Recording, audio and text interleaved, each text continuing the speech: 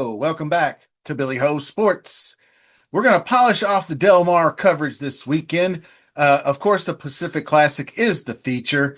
Stellar undercard. I've got a few videos out for that. I covered races 5 and 6, which is also where we drew the split the pot winner. So the person that won that gets a free $20 bet. So you should go tune into that video to see if you won. Obviously, I draw the three names if you're familiar with my channel. So you guys need to reach out and contact me. Deadline 3 p.m. Saturday. Check the description for the details. And so basically, if you just subscribe and like, leave a comment, that gets your name in the draw. Use the hashtag BHS to help promote the channel. And yes, indeed, this is going to be races 7 through 11, aka the late pick 5 hammer. So let's get going. We're going to start right now. Race number 7. Let's get it going. Okay, race number 7 going 1 mile on the turf. That will be a 2-turn 1 mile. Obviously, you start right down there. There's your route. So, optional claiming 100K. Fillies mares 3 years old and upward. So we start with Hannah Buckle, and that's a pretty good combo. Leonard Powell, I like okay. He's not having the best of starts to the meet so far. Armando Ayuso, pretty solid jock. I kind of like his style a little bit. He's not really not your high level Flavian Pratt type, but he's serviceable. But I just can't get there with this one. I looked and looked. The speed figures moving up in class is working sharply, but I like others here. I kind of like the name Spicy Bug. I think that's kind of a cool name. Mike McCarthy, I like as the trainer. Ricardo Gonzalez, quite the good meat rolling for him. 17% on turf, plus 196. I like this ROI. I like this 9.69 ROI last 60 days with the trainer. That's pretty good. That had me interested in that one. So if you did use this one in your pick 5, you could be setting yourself up for a very nice price. Check back Saturday morning for post scratches, because this might be the first one in on the ticket if any of the other selections that I'll get to in a minute get scratched.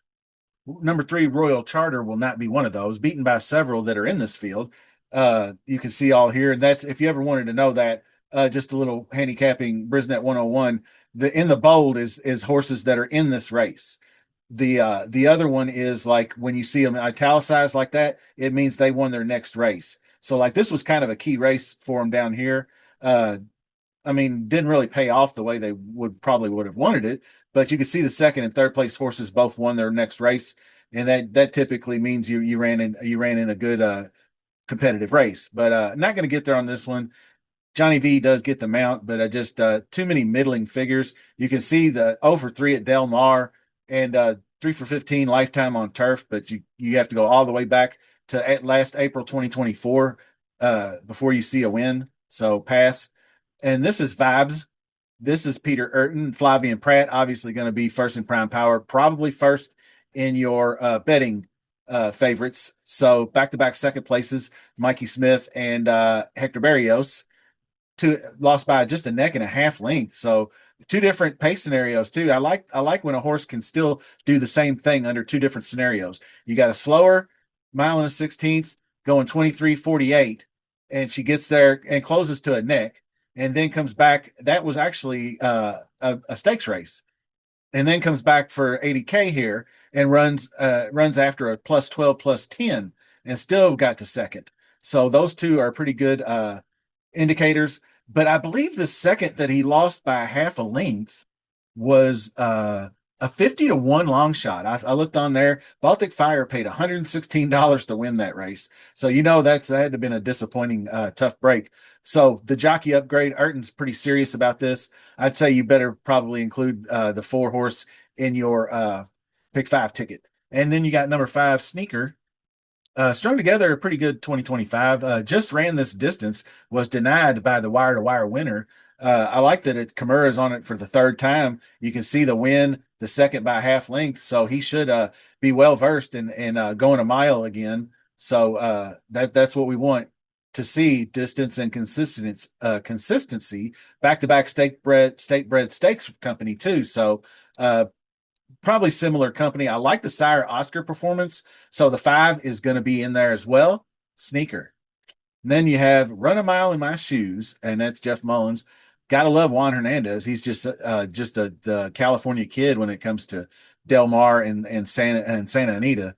But this is a front runner. Got ate up in her last race. She was stuck inside, but it wasn't for lack of running room. She actually had room. She just didn't look like she wanted to run. Had no response. You can see by the comment over here. And then the speed duel was grudgingly in the previous one. So I don't know if coming off the layoff she was just sluggish. Maybe the second off the layoff, 20% for Mullins might spark something. 8-1 morning line. I just couldn't get there. I don't want front runners in these types of races. I'd rather have something coming from a little more off the pace or at least pressers. Musical Rhapsody is 20-1 morning line. Class drop. Phil D'Amato. Rispoli gets it all plus. Definitely 0 for 5 at Delmar is not a great sign for sure. Has some good results. Run a lot longer distances. Horses that run these longer distances that shorten up to a mile, I don't really like that. I don't know if I'd call it an angle, but the drop in class would make a difference. That was the grade 2 yellow ribbon, so significant drop. But I'm not going to get there on this one.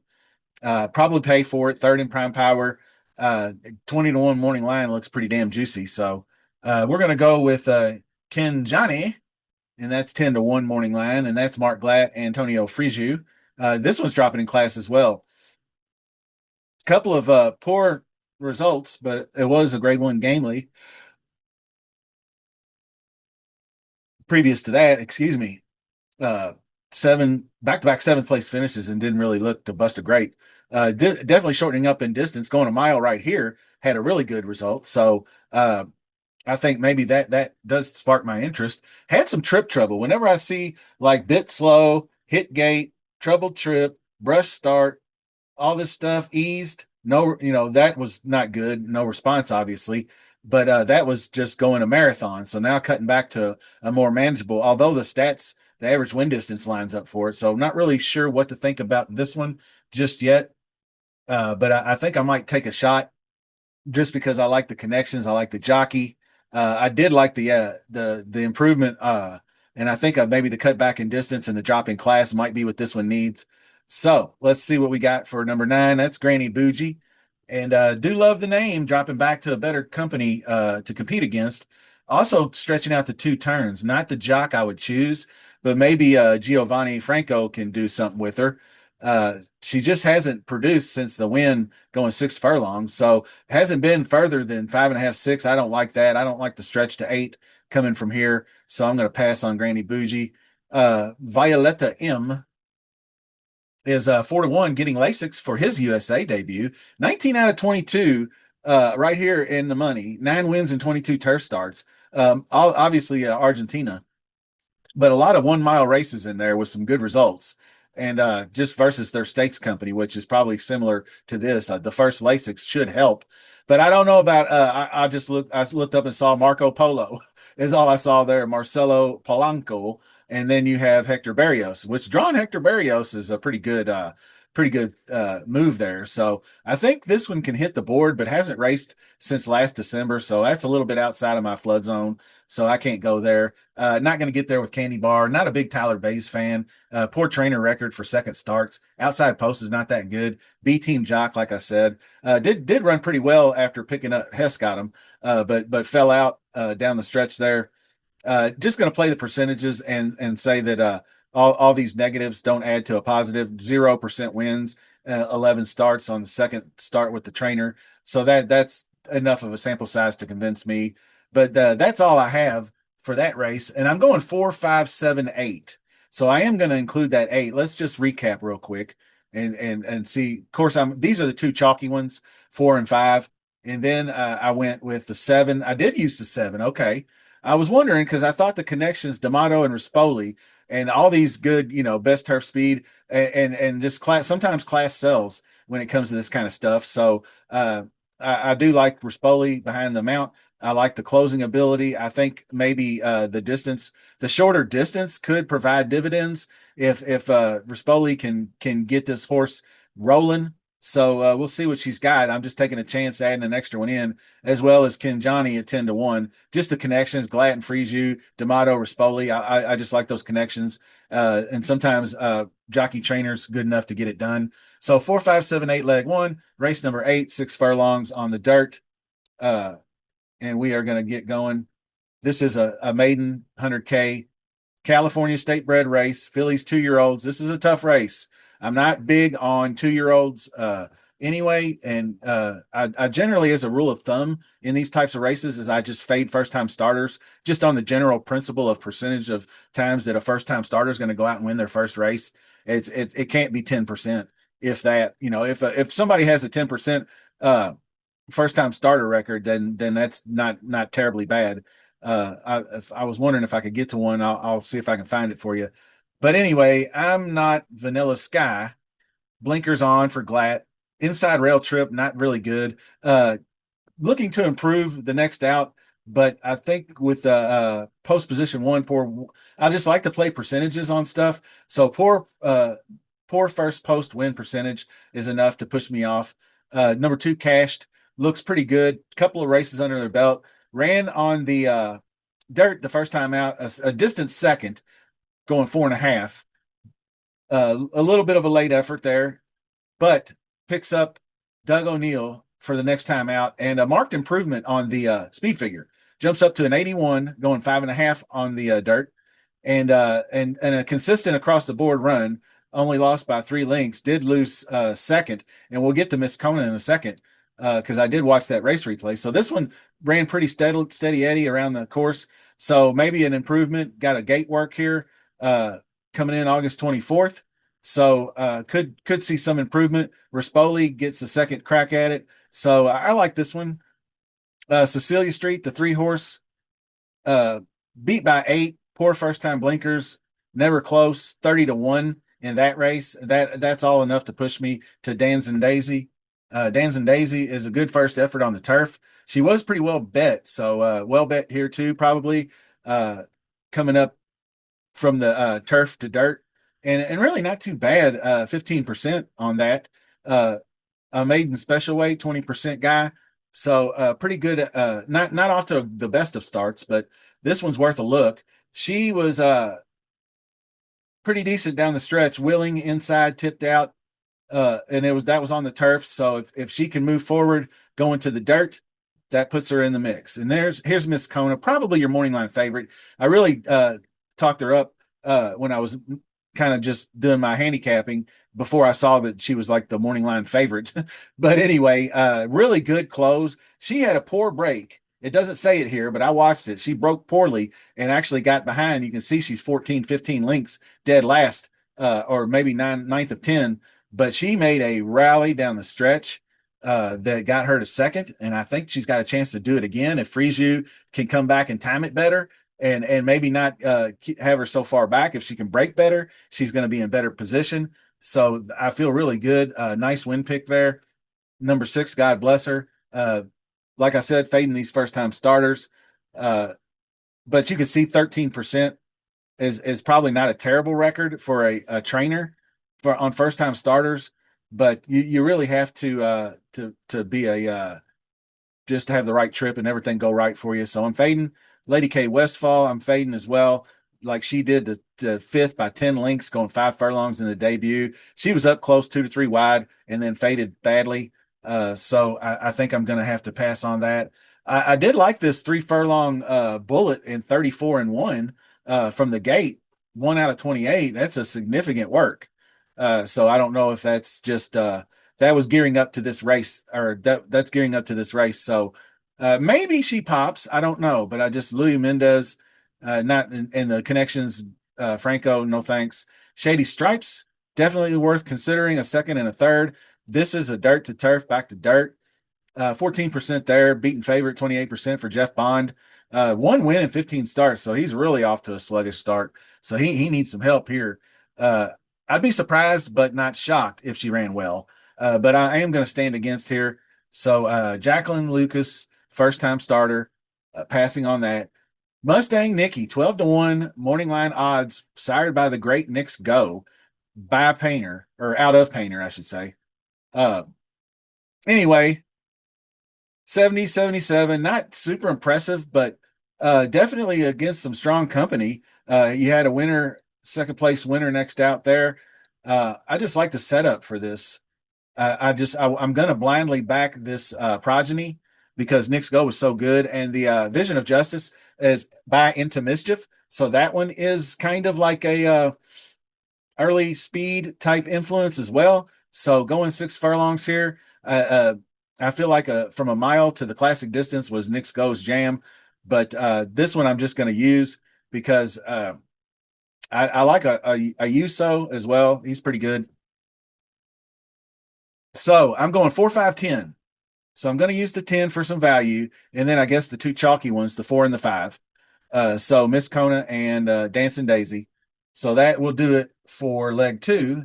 Now we go to race 9. The Green Flash, I do believe I was tried to include that in yesterday's video, but I didn't get there. Ran out of time. So we got 5 furlongs on the turf, grade 3. This is a Breeders' Cup sprint. Winning you're in. Basically, I'm going the 10 Motorius and the 11 Queen Maxima. Those are the two main ones. I didn't like no. I didn't like much of the other ones. Beyond Brilliant didn't look does look like a chance on paper, but the early speed doable with the cutback maybe gets loose with a better trip, but it'd be a shocker. So I'm going to pass. No Nay Hudson couldn't get it done in the turf sprint at Pimlico. Uh, Pretty close run at 3-1, not bad, but big company here. So I'm not going to get there with the connections. Do love Wesley Ward on turf sprints. Uh, so if she gets me, then she gets me, but no real signature wins to speak of. So much better here. Coppola, I would back Dale Romans in a non-graded stakes race, but when it comes to graded stakes, you can see the 2%. I just can't get there. I don't really care much for front runners. Even though they can get it done here, I still, even at 5 furlongs, I still like a little off the pace action. So this one's going to be setting some decent early fractions, but I don't think that he's going to hold down the stretch. So Sorrento Sky next up, Philip D'Amato, second off the layoff, picks up Rispoli, a consistent runner, has some success at Delmar, but I'm not getting there. 15-1 Virat. Another pretty good one, Dan Blacker, Hector Barrios. I'm not the biggest Dan Blacker fan because after I read an article about him being suspended for 90 days for well over 500 violations by the commission, because he didn't get his horses examined post workout. The vet is supposed to examine your horse after each workout, and he was just blowing them off. And then after they add up, you get fined, and then they add up more, you get fined, and then they add up more, you get suspended. So he was like, once I get suspended, we'll just clean it up after that. So it was like he made no effort to clean up the violations as they were happening. So this one doesn't have any stakes experience really. I like the jock Barrios, but I'm not going there. Book smart. I don't think a book needs to tell me that I don't want the front runners in this race. So I'm going to pass on this one. Maybe the old gelding gets out there and rock and rolls with Maldonado aboard, but I can't do it. Boss Sully is definitely one I considered here. Ran a big one at Churchill Downs and may have benefited from the softer turf. I'm not really sure. The good turf got him up through there. That was the one thing Big got through and stole it on Derby Day that year too. So a much firmer turf here out at Delmar. Does have 2 wins and 6 starts at Delmar. So not too bad anyway. Uh, but I'm not going there. Sumter, not going to make it on Richard Mandela's horse too. Another one not near fast enough here. 11 Delmar starts, 1 win. And it looks like he's might be bred to go longer because you really have to have this. I mean, you really just have to have a blast off speed. You need to be running consistently in the hundreds, and it looks like he's kind of regressing a little bit coming out of the. Well, it is just a second off the layoff, so my apologies, adding blinkers too. So there are some good things to look at here. So I wouldn't be mad at you if you threw them in there, but I'm not going to. First Piece is one you could probably use. I had to take some stands here to get the ticket a little cheaper. I was thinking 9, 10, 11, but it was a little bit too much. This one looks to stalk the pace, take over a hotly contested pace scenario. Not about the 5 furlong distance is going to be the same setup because you can see 6.5 to a mile. is where this one's been. So shortening up in distance, going to really have to mash the gas pedal on this one. Lots of really good speed figures. So definitely worth a use if you want to. I won't fight you on it. Now, number 10, Motorious. Yes. Likes that Delmar turf, back-to-back winners of the last two editions of this Green Flash. And there have been a few in the past that have done that. Motorious was one of them. There was another one back around 2010. Lieutenant Dan got it done back then, but not three in a row.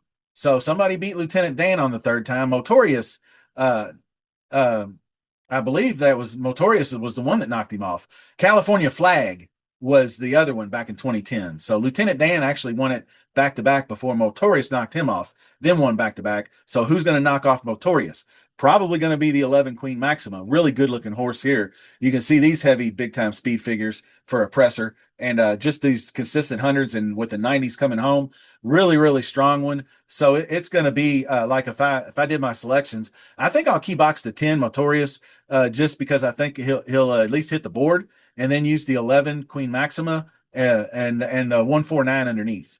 So you could do like a 10 11, 10 11, and then over 149 for like a trifecta or something like that.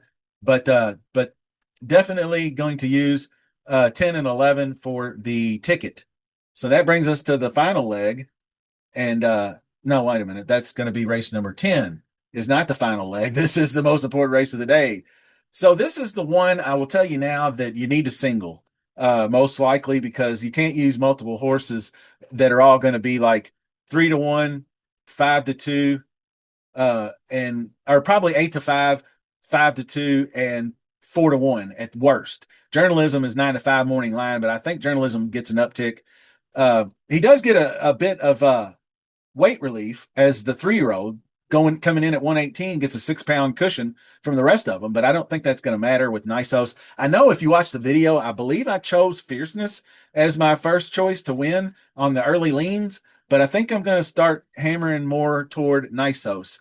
Older horse, just maybe just too much possibilities for clunkers in here for this one. I know we got a ton of hundreds here, but Nisos has run nothing but hundreds in his entire career, and now starting to really ramp it up here with the 106 and the 104. So you could see a fully cranked animal in this one. Now the only question is, has not gone a mile and a quarter yet. So I just think by Nyquist, or by being by Nyquist is good enough for me. A Kentucky Derby winner at the classic distance, got a little bit of Bernardini on the dam side. So he hasn't shown any real, like the mile and the 16th, he cruised home under hand urging. So, we just really haven't seen him have to run hard down the stretch. So if he can control the pace a little bit and not let Fierceness get loose on the lead or anything, he's going to be hard to handle. So we're going to single the 5, but you can single the 1 Fierceness. You can single the 4, you can single the 4 Nisos. You can single the 6 Journalism.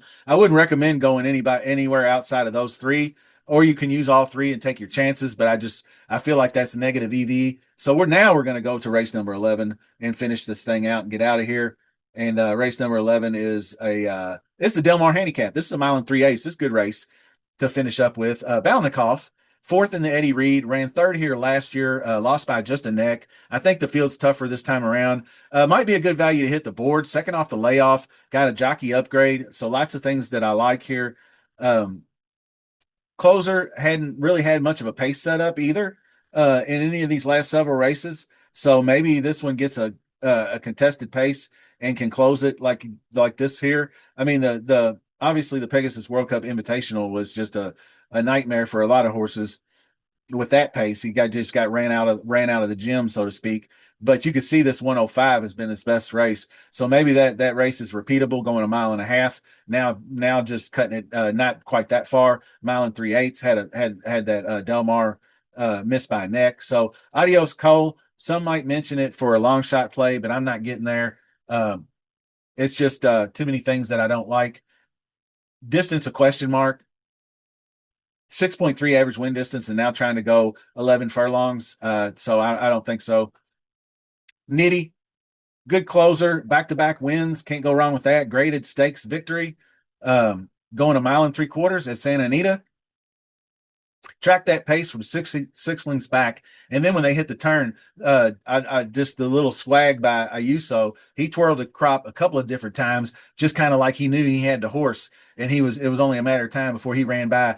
Balladeer, who's in a major stakes race I covered recently, and Time Song ran by both of them easily. So this one's a really nice looking value play. Now, number four, Stay Hot. One that I've mentioned, or one that has been mentioned, looking to stay hot. Third in the Ed Reed versus Better. Hasn't been this far, though. I don't like horses that have only been 9 furlongs at the most and now trying to step up to 11. Does have good Delmar record and pretty consistent, albeit not as fast a pace. Could work for this distance. So got some class. If he can go the distance, wouldn't be a bad play, but we'll see what happens. But this one I really, really like.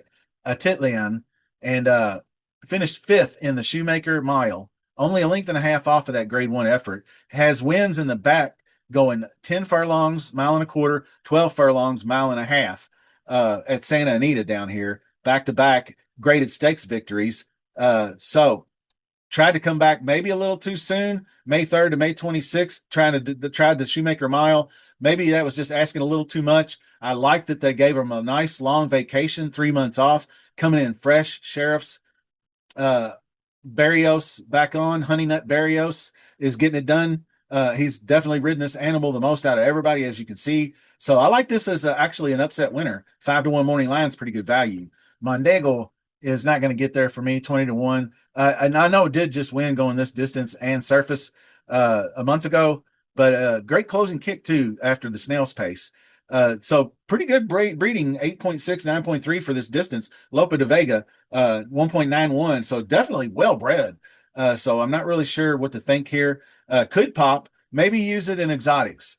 Moving up in class, I think we're going to have to play a wait and see. It's a little bit too much to ask to make this jump, although it was a 100K win at Delmar. So not exactly chump change, so to speak, but truly quality. This one's been off for a long time. Got put on the shelf right after the 2025 debut. You can see the huge back-to-back wins here. Grade 2, grade 3 at Delmar was going a mile and a half. So that's perfect kind of distance setup for this one. But then comes out in the debut, goes a mile and a quarter in the San Marcos, and just really flat. In range, but just didn't have anything. So then I kind of don't like the idea of they debut and then immediately take off for 6 months. I don't know if there was any injuries involved or what, but picking up Rispoli is a big plus. So if he shows up with one of these triple digits here, I'm going to get nailed, but I'm passing. Final Boss next up, good pace setup in his last at a mile. Not been this distance before, maybe out of his comfort zone. So I'm going to probably use an exotics only. Pretty good connections, though, with Sadler and Hernandez. 29% in the last 60 days. I believe that what's that, 2 wins and 7 starts. Not bad, 57% in the money. So he's a real solid jock, 25% clip this year.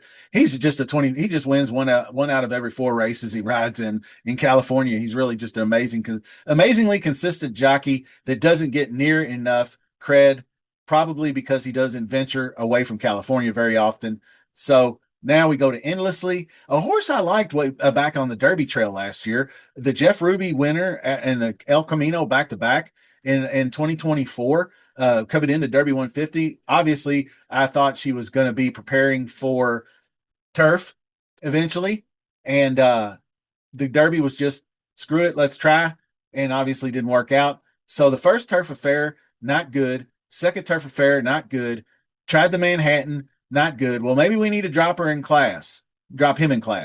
So restricted race, Wicker got killed again going a mile. So I don't know. Maybe added distance would be what the horse needs. I don't see any marathon type races on here, but I'm just gonna have to pay to see it because exotic. It's just not a single race over 90 on the late pace. I think maybe 190. Yeah, a single 94 in the Belmont Derby coming home here, but that's it. 87, 79s, you really need a lot better from your closer than that. And now you have City Exile, a win back in 2024 at this track and distance, but the speed figures just aren't there. Beaten by lesser horses, poor speed figures, just not getting it there for me. No, nothing really to scream at. One crack in a graded stakes event, so no bueno. Now here's Gold Phoenix. You talk about three-peats. This one's going for the unprecedented four-peat in this race. Yes, the 7-year-old gelding has won 3 straight years in this race. And 8 furlong first off the layoff, I thought was just a nice prep. I mean, it was a heavy favorite, beaten easily, but you could see they booted Kyle Frey off. They didn't really care who the jockey was in this one. I think it was just a complete prep coming off the layoff and setting up for this race to come in. And then Pratt's going to take the mount in the finale. Hopefully he rides his best. He's not thinking about his red eye flight after this race is over. He's taking off for the airport, as I spoke in the video yesterday. So I'm going to like this horse to win, probably get that 4th in a row. But if not, the 5 Atitlan is going to be the one. So basically what I did was a key box on the 11. Then I went with the 1, 3, 5, and 7 underneath. But the late pick 5 is going to be 5 and 11 to round things out. So I do have a $36 ticket that you can see on the news feed at the bottom. It will revolve around who you want to single in the Pacific Classic. I'm going to use the 4 Nisos. So this is what I have. Leg 1 is 4, 5, 7, 8. That's race 7.